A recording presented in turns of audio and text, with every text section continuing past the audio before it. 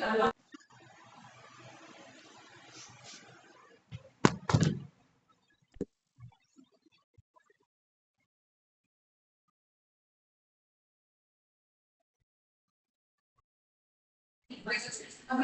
Assalamualaikum warahmatullahi wabarakatuh. Salam sejahtera untuk kita semua. Sebelumnya, terima kasih atas kesempatan yang telah diberikan. Pada kesempatan kali ini, kami dari kelompok 7 akan mempresentasikan tugas kelompok pertama kami mengenai pembahasan UTS Sistem Kontrol Adaptif.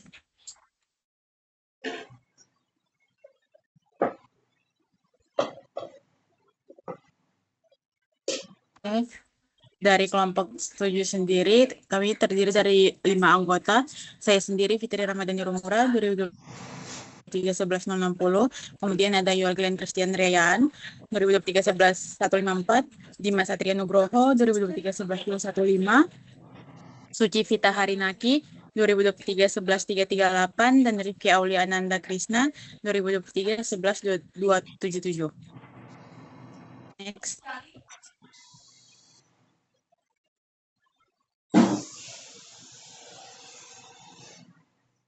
Oke, pada soal pertama yaitu definisikan apa itu sistem kontrol adaptif dan jelaskan melalui diagram blok serta apa yang melatar belakangi digunakannya sistem kontrol adaptif. Nah, sistem kontrol adaptif sendiri merupakan sistem kendali yang di mana dia mampu menyesuaikan atau beradaptasi dengan perubahan atau ketidakpastian dari parameter plan-nya secara otomatis agar tetap dapat mencapai kinerja yang diinginkan. Perbedaannya dengan sistem kontrol konvensional seperti PID biasanya, pada PID, parameternya itu tetap, tetapi pada sistem kontrol adaptif, dia dapat mengupdate parameter pengendalinya secara real-time berdasarkan respons sistem dan kondisi lingkungan.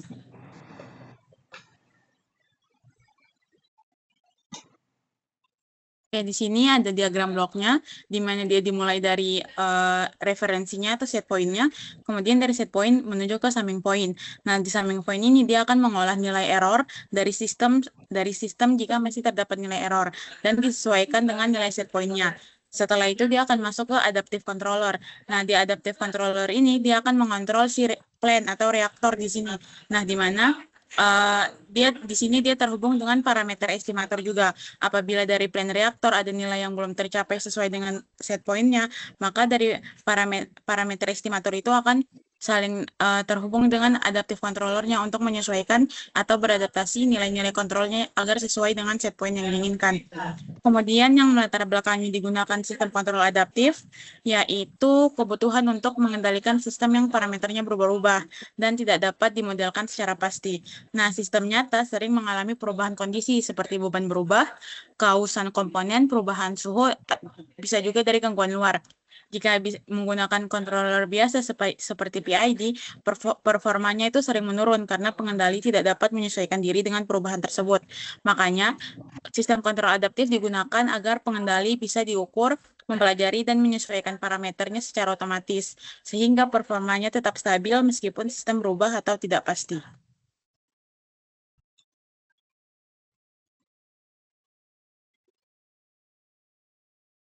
Baiklah, selanjutnya kita masuk pada soal kedua, yakni apa bedanya sistem kontrol adaptif dengan konvensional feedback control.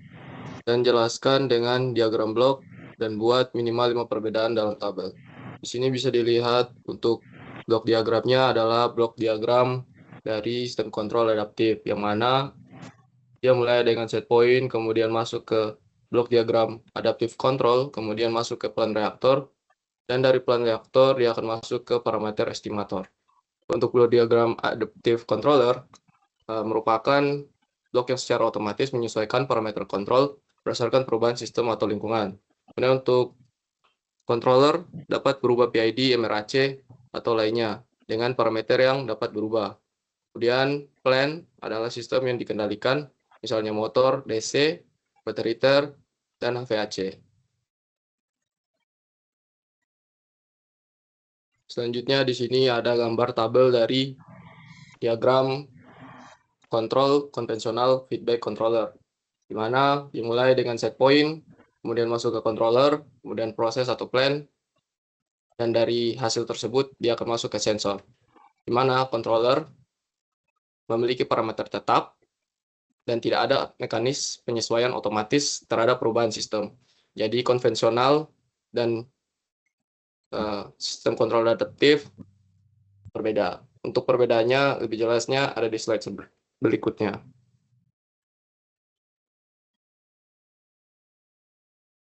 Oke, di sini ada 5 perbedaan dari sistem kontrol adaptif dan sistem kontrol konvensional feedback controller, di mana ada 5 poin, yakni kemampuan adaptasi pada sistem kontrol adaptif dapat menyesuaikan parameter kontrol secara real-time berdasarkan perubahan sistem atau lingkungan.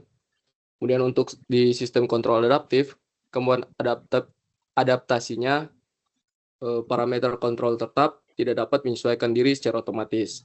Kemudian poin kedua, kinerja pada kondisi dinamis.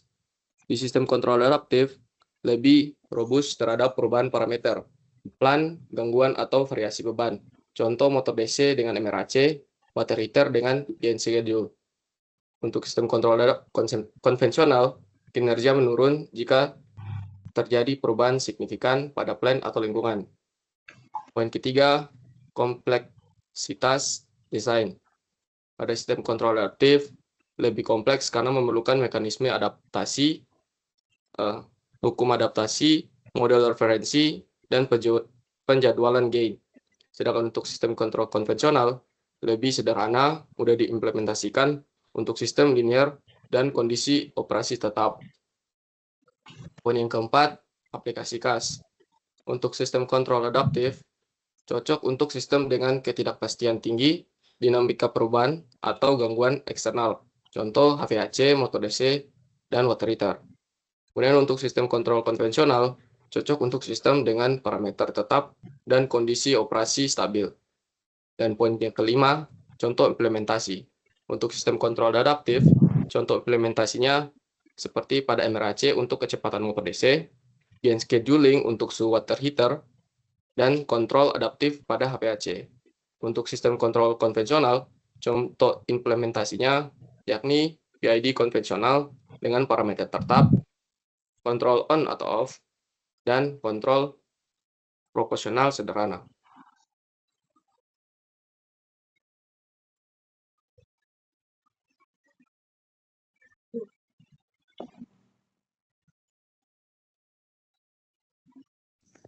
Oke, baik, untuk selanjutnya yaitu jelaskan apa itu gain scheduling. Gain scheduling adalah sebuah metode kontrol di mana besar parameter pengendalian digunakan di jadwal sesuai titik kerja atau kondisi operasi yang dihadapi. Agar setiap saat pengendali mengetahui kondisi proses, maka dalam skema kontrol ini diperlukan variabel tambahan atau auxiliary variable yang secara teknis digunakan sebagai variabel penjadwal.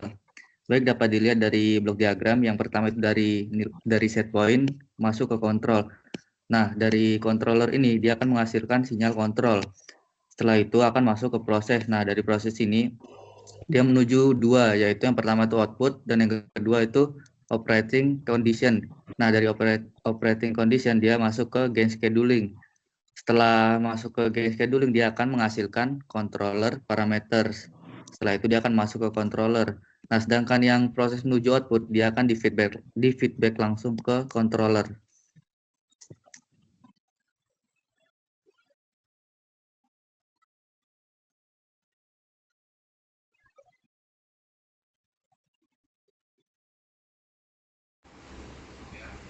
Selanjutnya ada kasus terapannya di industri, yaitu pada kendali integral gain scheduling untuk temperatur dan PID gain scheduling untuk kelembaban pada model inkubator bayi manusia. Kasus ini berfokus pada penerapan sistem kontrol pada inkubator untuk bayi manusia, khususnya bayi prematur atau yang memiliki berat badan lahir rendah. Pada kasus ini, yang menjadi tantangan industri yang penting karena bayi prematur itu belum mampu beradaptasi dengan lingkungan luar, sehingga inkubator harus menyediakan kondisi lingkungan yang sangat presisi. Masalah utamanya adalah kebutuhan suhu bayi tidak tetap. Suhu harus diubah-ubah atau diset berdasarkan berat badan dan usia bayi yang terus bertambah. Selain itu, kelembaban di dalam inkubator sangat sulit dikendalikan karena sangat dipengaruhi oleh kondisi kelembaban udara di lingkungan luar yang berubah-ubah tergantung cuaca dan waktu. Jika kontrol tidak adaptif, Perubahan kondisi ini menyebabkan suhu dan kelembaban tidak stabil atau berosilasi yang berbahaya bagi bayi.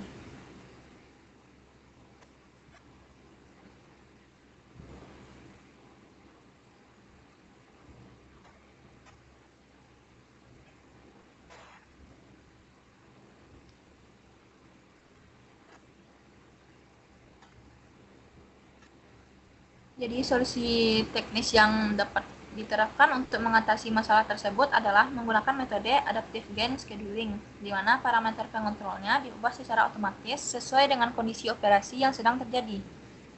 Strategi ini memecah pengendalian menjadi dua bagian agar lebih efektif. Yang pertama, untuk pengendalian temperatur, sistem menggunakan metode integral gain scheduling. Dalam skema ini, set point temperatur atau target suhu yang diinginkan perawat dijadikan sebagai acuan atau variabel penjadwal.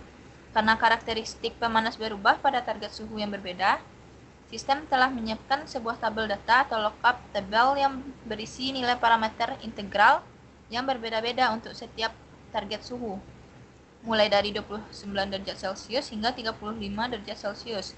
Jadi, ketika perawat mengubah suhu inkubator, sistem otomatis mengambil nilai kontrol integralnya yang paling cocok dari tabel tersebut untuk memastikan suhu tetap stabil tanpa lonjakan panas berlebih.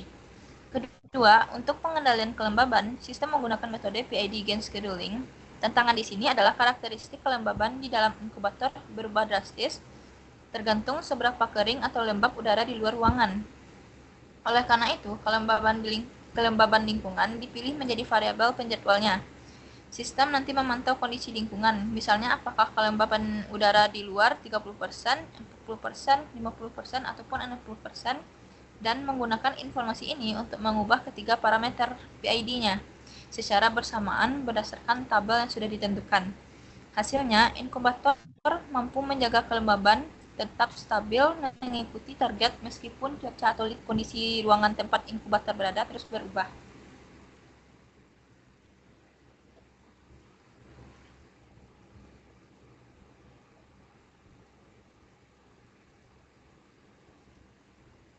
Oke, pada soal berikutnya, di sini memaparkan langkah poin 2.2 dengan simulasi memakai aplikasi MATLAB Simulink. Di mana pada kondisi pertama itu dengan tempo udara 24 masuk ke gain dan outputan akan masuk ke tempo udara lingkungan luar. Dan tegangan heater akan masuk di D5 dan masuk ke gain 1, lalu masuk ke set point sehingga outputan akan ke dalam tempo ruangan dalam inkubator bayi dan temperatur Heller. Dan selanjutnya di sini ada temperatur udara kipas yang akan masuk ke gain 3 dan dikeluarkan ke dalam temperatur udara kipas dan dapat juga keluar ke dalam temperatur ruang dalam inkubator bayi. Dan selanjutnya di sini akan pada penerapan selanjutnya itu dengan kelembapan di luar inkubator yang dimana di sini akan masuk ke surprise, delay, dan outputnya akan merupakan kelembapan dalam inkubator. Di sini juga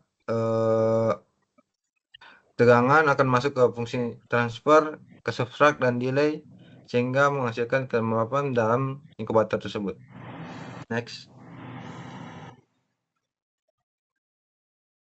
Nah, ini merupakan grafik hasil dari pengaplikasian dari MATLAB Simulink tersebut. Yang dimana grafik sebelah kiri merupakan MATLAB merupakan dari hasil MATLAB yang pertama dan sebelah kanan itu merupakan hasil MATLAB yang kedua. Next.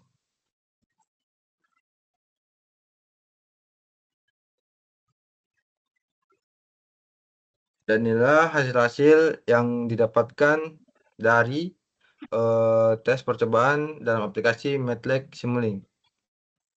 Next.